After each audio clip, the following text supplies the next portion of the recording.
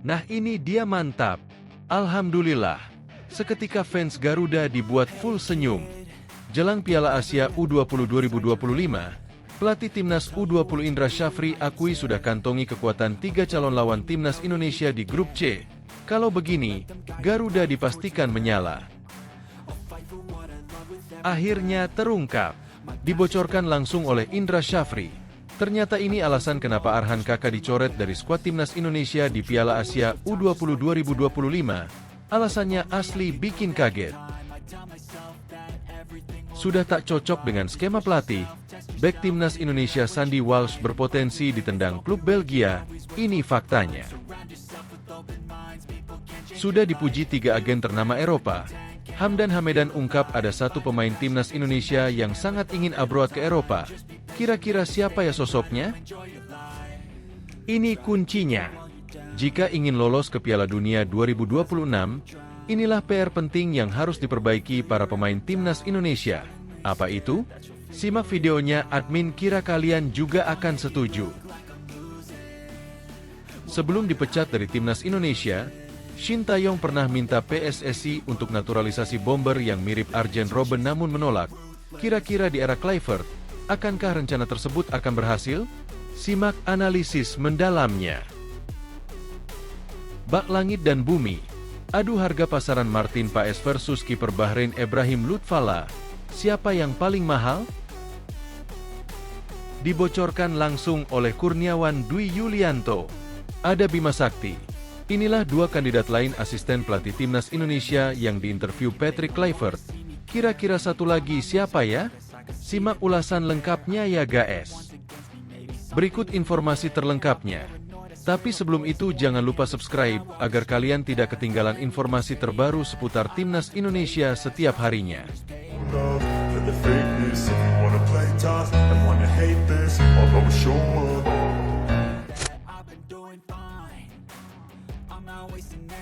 Nah ini dia mantap. Alhamdulillah. Seketika fans Garuda dibuat full senyum. Jelang Piala Asia U20 2025, pelatih Timnas U20 Indra Syafri akui sudah kantongi kekuatan 3 calon lawan Timnas Indonesia di grup C. Kalau begini, Garuda dipastikan menyala. Timnas Indonesia U20 yakin bisa tampil maksimal di Piala Asia U20 2025. Pelatih Timnas U20 Indra Syafri mengatakan bahwa tim pelatih sudah mengantongi setiap kekuatan tim yang tergabung dalam grup C. Grup ini terdiri atas Iran, Uzbekistan, dan Yaman. Pembagian grup ini sudah lebih dari 2 bulan dan beberapa informasi tentang Iran, Uzbekistan, Yaman kami sudah dapatkan, kata dia di Stadion Madia, Jakarta pada Rabu, 5 Februari 2025.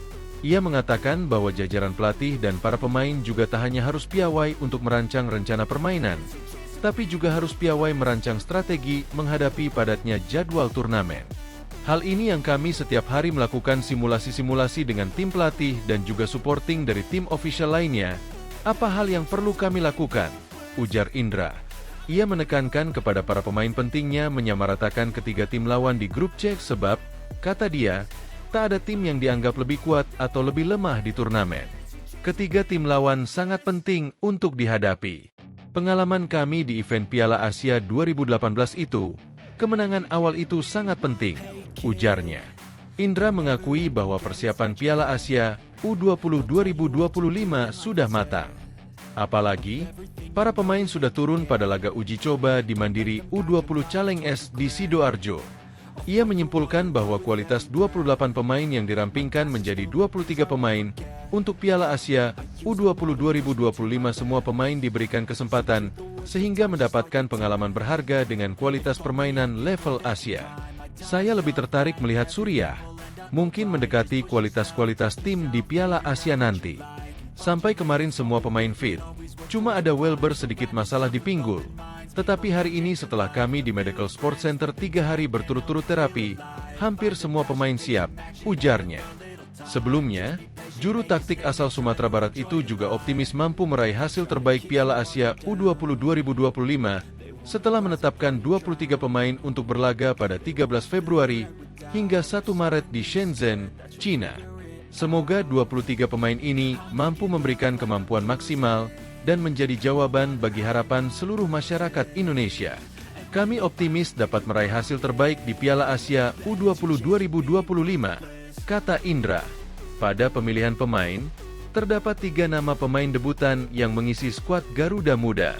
3 pemain tersebut adalah Fafa Sheva Rustanto, PSPS, Evandra Florasta, Bayangkara FC, dan Aulia Rahman, PSIS. Selain itu, nama-nama langganan timnas U20 juga masih jadi andalan, yakni Kapten Doni Tripamungkas, Kadek Arel, M. Ragil, Ikram Al-Ghifari, Jens Raven, dan lain-lainnya. Saya juga ingin mengucapkan terima kasih banyak kepada klub-klub Liga 1 dan Liga 2 yang selalu bekerja sama dan menjalin komunikasi yang baik sehingga para pemain mendapatkan keuntungan dari keduanya, kompetisi dan tim nasional, katanya. Akhirnya terungkap, dibocorkan langsung oleh Indra Syafri. Ternyata ini alasan kenapa Arhan Kaka dicoret dari skuad timnas Indonesia di Piala Asia U20 2025. Alasannya asli bikin kaget. Pelatih timnas U20 Indonesia, Indra Syafri, membeberkan alasan harus mencoret 3 pemain lama di skuad Garuda Muda untuk Piala Asia U20 2025. Ketiga pemain itu adalah Arhan Kaka, Mesal Hamzah, dan Rizky Afrizal. Sebelumnya ketiga pemain itu merupakan skuad timnas U19 Indonesia meraih gelar juara Piala AFF U19 2024. Ketiga pemain itu juga dibawa Indra Syafri saat timnas U20 Indonesia bermain di turnamen internasional beberapa waktu lalu. Mantan pelatih Bali United itu melihat bahwa ada kualitas dari 3 pemain baru yang ia bawa ke timnas U20 Indonesia. 3 pemain baru itu adalah Fafa Sheva Rustanto, PSPS Riau, Evandra Florasta, Bayangkara FC, dan Aulia Rahman, PSIS Semarang. Indra Syafri memang selalu menerapkan adanya sistem promosi degradasi. Ia murni melihat pemain itu dari segi kualitas selama menjalani turnamen tersebut di Sidoarjo, Jawa Timur. Indra Syafri tidak peduli dengan 3 pemain yang dicoret itu bermain di klub papan atas. Arhan Kaka menjadi striker di Persis Solo, Rizky Afrizal penyerang sayap Madura United, dan Mesal Hamzah baru saja gabung klub Thailand Nakhon Pathom United. Jadi adanya 3 pemain baru itu yang sukses mengeliminasi 3 pemain lama seperti Rizky Afrizal, Arhan Kaka, dan Mesal Hamzah. Makanya saya apresiasi kompetisi usia muda kita. Saya apresiasi pembinaan di klub karena ketiga pemain baru itu bisa masuk ke 23 nama terbaik timnas U20 Indonesia, kata Indra Syafri. Untuk Mesal Hamzah, Indra Syafri menegaskan pencoretannya bukan karena ia harus bermain di Nakhon Pathom United. Pencoretan ini murni karena taktik dan strategi. Indra Syafri juga mengatakan bahwa timnas U20 Indonesia akan berangkat ke Shenzhen, China, pada Minggu, 9 Februari 2025. Oh, tidak ada. Alhamdulillah semua klub sudah ikhlas tidak memanggil pemainnya dulu. Minggu ini tidak ada lagi pemain yang kembali ke klub, kata Indra Syafri. Timnas U20 Indonesia akan bertanding di Piala Asia U20 2025 pada 12 Februari sampai 1 Maret 2025. Tim Merah Putih tergabung ke dalam grup C bersama Uzbekistan, Irak, dan Yaman. Sudah tak cocok dengan skema pelatih, bek timnas Indonesia Sandy Walsh berpotensi ditendang klub Belgia. Ini faktanya. Bek timnas Indonesia, yakni Sandy Walsh, kemungkinan akan dijual atau didepak oleh timnya saat ini KV Mechelen. Akhir-akhir ini, pemain berusia 29 tahun tersebut mendapat menit bermain yang sangat sulit di klubnya. Dari 5 laga terakhir, Sandy hanya bermain sebanyak 1 kali saja bersama KV Mechelen. Pemain timnas Indonesia tersebut bermain saat timnya melawan Standard Liège. Saat itu, pemain berdarah Surabaya tersebut bermain sejak menit awal. Akan tetapi Sandy hanya diberi kesempatan bermain selama 74 menit saja. Ia juga kian terpinggirkan dari skuad The Kakers dalam 4 laga berikutnya. Jangankan bermain, Sandy bahkan tidak dibawa saat klubnya bertanding melawan Genk, Anderlecht, dan OH Leuven. Menurut kabar yang beredar, sang pemain sudah diambang pintu keluar klub. Sandy dikabarkan sudah tidak masuk ke dalam rencana Besnik Hasi. Hal itu disampaikan langsung oleh salah satu media asal Belgia, yakni GVA. Walsh sudah tidak cocok dengan rencana Besnik Hasi untuk waktu-waktu sekarang, dikutip dari GVA. Kendati demikian, media tersebut mengatakan bahwa sang pemain masih memiliki prospek besar untuk melanjutkan karir sepak bolanya. Ex-pemain Zulte Waregem itu disarankan untuk menyambung karir di kompetisi Asia. Ada 2-3 kompetisi yang bisa dijajalnya bila meninggalkan KV Mechelen. Ketiga kompetisi itu berada di negara seperti Jepang, Korea Selatan, dan Australia. Namun, Sandi juga bisa berkarir di level yang lebih rendah lagi seperti Liga Thailand atau Malaysia. Di lain sisi, Sandi kemungkinan akan bertahan hingga akhir musim ini saja. Sebab, kontraknya akan habis pada 6 Oktober 2025 mendatang. Pemain internasional Indonesia masih memiliki prospek untuk tantangan baru. Bek kanan ini menarik minat dari Asia, di mana beberapa pasar masih terbuka untuknya. Di lain sisi, belum ada perubahan di klub seperti yang diumumkan sebelumnya, tutup media tersebut. Sudah dipuji 3 agen ternama Eropa, Hamdan Hamedan ungkap ada satu pemain timnas Indonesia yang sangat ingin abroad ke Eropa. Kira-kira siapa ya sosoknya? Simak ulasannya berikut ini. Hamdan Hamedan, yang menjabat sebagai staf ahli Menteri Pemuda dan Olahraga, mengungkapkan bahwa ia telah berperan sebagai penghubung untuk salah satu pemain yang ingin mengejar kesempatan berkarir di Eropa. Keinginan tersebut menunjukkan semangat pemain untuk meraih peluang yang lebih baik di luar negeri. Hamdan Hamedan juga menyatakan komitmennya untuk mendukung para pemain lokal yang bercita-cita melanjutkan karir mereka di Eropa. Bantuan yang diberikan olehnya bersifat sukarela dan bertujuan untuk memajukan karir para pemain Indonesia di kancah internasional. Salah satu cita-cita saya itu membantu pemain Indonesia secara pro bono. Saya kebetulan punya kenalan di luar negeri. Kalau misalnya ada pemain kita yang bermain di Eropa, saya akan dengan senang hati memfasilitasi, ungkap Hamdan seperti yang dikutip dari YouTube Justinus Laksana. Pernyataan tersebut menunjukkan dedikasinya dalam mengembangkan potensi pemain tanah air. Ia juga menambahkan, waktu itu kan ada pemain yang punya keinginan. Lalu saya mengatakan kepada beliau, ya, mungkin saya akan buatkan profil dan CV Anda. Kemudian saya kumpulkan videonya untuk saya kirim. Dengan langkah ini, Hamdan berharap dapat membuka jalan bagi pemain tersebut untuk meraih kesuksesan di Eropa. Hamdan menghubungi salah satu agensi yang memiliki pengalaman menangani pemain-pemain bintang seperti Juan Ferron, Hernan Crespo, dan Paulo Dybala. Menurut agen tersebut, pemain yang dibahas memang memiliki potensi yang menjanjikan. Jika pemain tersebut dapat diposisikan sebagai gelandang, dia berpeluang besar untuk bersaing di kompetisi elit Eropa. Namun, Hamdan belum memberikan informasi lebih lanjut mengenai nama pemain yang dimaksud. Hamdan menjelaskan, kebetulan saya kenal dengan talent management yang pernah menghandle Juan Sebastian Ferron, Hernan Crespo, Paulo Dybala. Saya menanyakan saja kepada beliau bagaimana pendapat Anda tentang talenta Indonesia ini. Ia juga menambahkan, lalu, saya mendapatkan report yang menyebutkan bahwa pemain ini bagus sekali. Bahkan, kalau saja dikonvert menjadi DMF, mungkin dia sudah siap bermain di liga-liga top Eropa.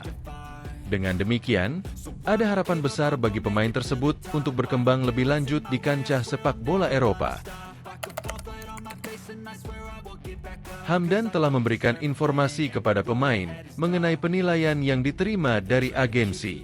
Meskipun pemain tersebut tidak berperan sebagai gelandang berdasarkan identitasnya, Hamdan menyebutkan bahwa saat pemain itu dipindahkan ke posisi gelandang, ia menerima pujian positif dari seorang pelatih di BRI Liga 1.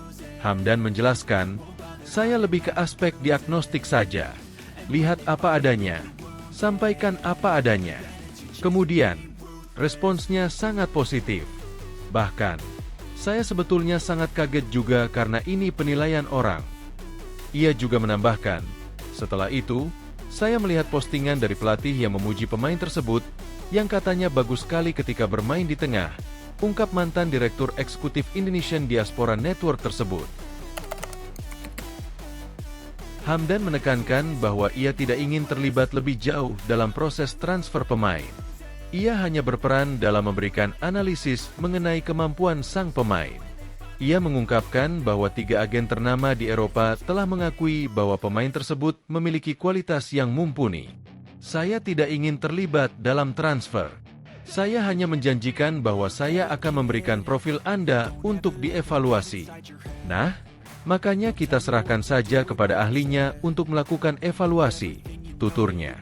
Lebih lanjut, Hamdan menjelaskan bahwa ia telah mengirimkan profil pemain kepada 3 agen yang dihormati untuk mendapatkan penilaian. Saya kirim profilnya kepada 3 respectable agent untuk mengevaluasi. 3-tiganya mengatakan bahwa pemain ini bisa main. Nah, setelah itu bukan urusan saya. Saya hanya melakukan diagnosis dan menyampaikan saja, tambahnya. Dengan demikian, Hamdan menegaskan bahwa perannya terbatas pada evaluasi awal dan tidak melibatkan diri dalam keputusan transfer selanjutnya. Ini kuncinya. Jika ingin lolos ke Piala Dunia 2026, inilah PR penting yang harus diperbaiki para pemain timnas Indonesia. Apa itu? Simak videonya, admin kira kalian juga akan setuju. Manajer tim nasional, Timnas Indonesia, Sumarji optimis pasukannya bisa lolos ke Piala Dunia 2026. Namun, ia menilai masih banyak PR atau tugas rumah perlu diperbaiki oleh para pemain. Salah satunya adalah memiliki daya juang untuk mengantarkan Garuda ke Piala Dunia 2026. Skuad Garuda julukan Timnas Indonesia saat ini sedang berjuang dalam fase grup C putaran ketiga kualifikasi Piala Dunia 2026 zona Asia. Pratama Arhan dan kolega sementara waktu berada di posisi ketiga dengan 6 poin. Peluang Timnas Indonesia.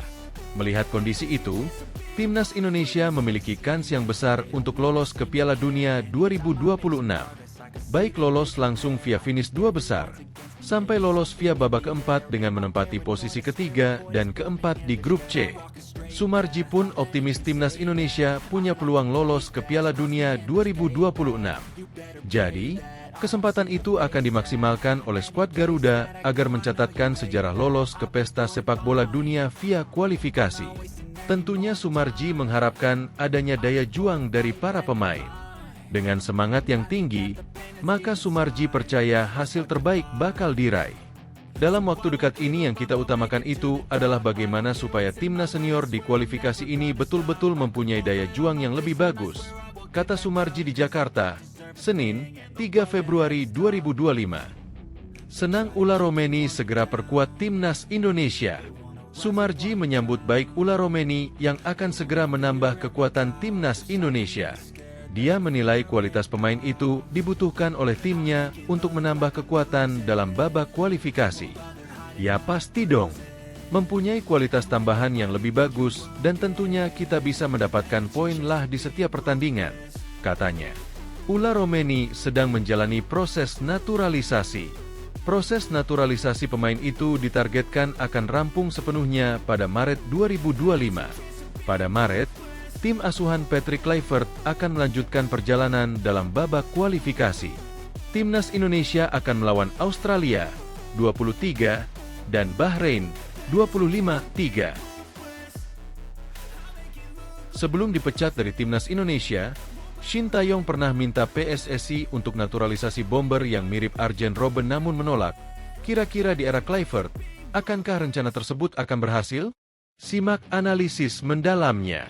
Shin Tae-yong dikabarkan sempat meminta PSSI untuk menaturalisasi pemain kelas atas sebelum dipecat dari Timnas Indonesia. Hal itu diungkapkan oleh orang yang sering mengurus perpindahan kewarganegaraan pemain, yakni Hamdan Hamedan. Seperti diketahui, Hamdan sempat bekerja sama dengan PSSI beberapa tahun silam.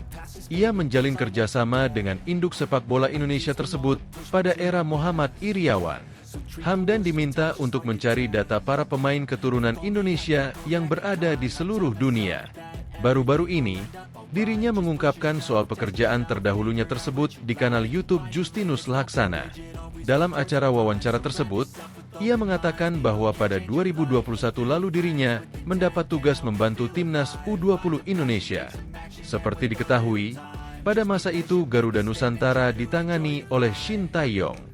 Mereka tengah mempersiapkan diri untuk mengikuti Piala Dunia U20 2023. Oleh sebab itu, Dirinya mengumpulkan pemain-pemain keturunan untuk membela tim Merah Putih Muda. Pada Juni 2021, saya mendapatkan SK untuk membantu persiapan Timnas Indonesia U20, ujar Hamdan Hamedan dilansir dari kanal YouTube Justinus Laksana. Dimulai dari trial pemain diaspora. Saat itu mencari pemain diaspora untuk U20 tidak mudah. Kemudian ada beberapa nama dan diskusi. Saya pun menunjukkan database yang saya miliki kepada Coach Kim Jong-jin. Dia kan yang menghandle analis Timnas Indonesia di era Shin Tae-yong, ujarnya. Pada waktu itu, Kim Jong-jin selaku analis video Timnas mengatakan bahwa Shin membutuhkan penyerang di timnya. Mendapat permintaan itu, Hamdan menawarkan satu nama. Nama yang ditawarkan oleh Hamdan adalah Miliano Jonathans. Pada masa itu, Miliano masih membela tim muda Vitesse. Akan tetapi, ia sudah sempat mentas di tim utama klub asal Arnhem tersebut. Bagi Hamdan, Miliano sudah masuk kategori pemain kelas kakap pada masa itu. Lalu, Shin Tae-yong juga setuju Miliano harus dinaturalisasi oleh PSSI. Terlebih lagi, permainan pemain keturunan Depok, Jawa Barat, tersebut dirasa mirip Arjen Robben. Waktu itu, mereka mencari striker. Saya pun menyampaikan jika ada striker bagus, namanya Miliano Jonathans. Pemain itu sebetulnya adalah grade A-nya Shin Tae-yong. Sebetulnya dia adalah pemain yang menjanjikan. Namun, tugas kami hanya mendata saja. Apalagi, dia karakter bermainnya seperti Arjen Robben, winger kanan dengan tipe cutting inside, kata Hamdan. Sayangnya, hingga kini Miliano tak kunjung bergabung ke skuad Garuda. Menurut kabar beberapa waktu lalu, dirinya baru akan memutuskan akan bergabung dengan Indonesia atau tidak pada akhir musim 2024 hingga 2025. Kita doakan saja ya teman-teman.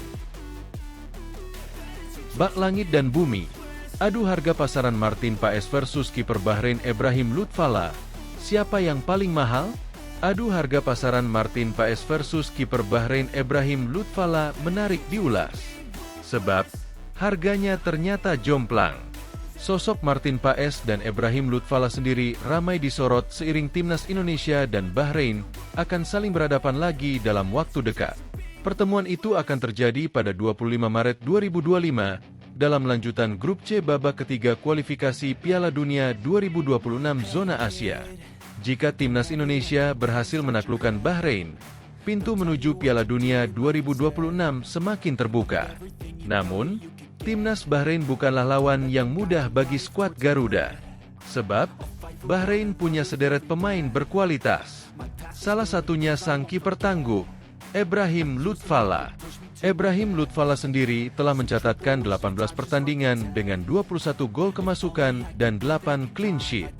Bahrain bertanding 8 kali di kualifikasi Piala Dunia 2026 dan Lutfallah dipercaya mengawal gawang Bahrain sebanyak 7 kali. Hanya menjadi cadangan saat pertandingan pertama melawan Nepal. Lantas, menarik menilik lebih dalam soal Martin Paes dan Ebrahim Lutfallah. Bagaimana perbandingan harganya? Harga pasaran Martin Paes. Martin Paes merupakan penjaga gawang FC Dallas yang bermain di Major League Soccer 2024. Kiper kelahiran Nijmegen, 14 Mei 1998 ini mempunyai darah keturunan Indonesia dari neneknya yang lahir di Jawa Timur. Pada musim 2024 bersama FC Dallas, Martin Paes telah tampil sebanyak 6 kali. Hasilnya, dia kemasukan 10 gol dan 1 laga nirbobol. Musim lalu bersama FC Dallas, Martin Paes bermain sebanyak 36 kali dengan jumlah kemasukan 38 gol dan 9 laga nirbobol. Sebelum gabung dengan FC Dallas, Martin Paes menjadi kiper FC Utrecht. Martin Paes bermain sebanyak 48 kali dengan jumlah kemasukan 63 gol serta 12 laga nirbobol. Harga pasarannya saat ini mencapai 31,29 miliar rupiah. Harga pasaran Ebrahim Lutfallah. Sementara itu, Ebrahim Halil Ebrahim Abdullah Lutfallah lahir 24 September 1992 di Jeddah, Bahrain. Dengan tinggi sekira 1,82 meter, ia dipercaya timnas Bahrain dalam menjaga mistar gawang dalam beberapa match terakhir. Ebrahim Lutfallah tergabung dalam skuad Al Ahly di Bahrain sejak 1 Juli 2022. Harga pasarannya saat ini adalah sebesar 5,65 miliar rupiah. Dibocorkan langsung oleh Kurniawan Dwi Yulianto. Ada Bima Sakti. Inilah dua kandidat lain asisten pelatih timnas Indonesia yang diinterview Patrick Kluivert. Kira-kira satu lagi siapa ya? Simak ulasan lengkapnya ya guys. Asisten pelatih timnas Indonesia U20, Kurniawan Dwi Yulianto, beri bocoran soal kandidat asisten pelatih timnas Indonesia yang telah diinterview Patrick Kluivert. Lantas, siapa saja mereka?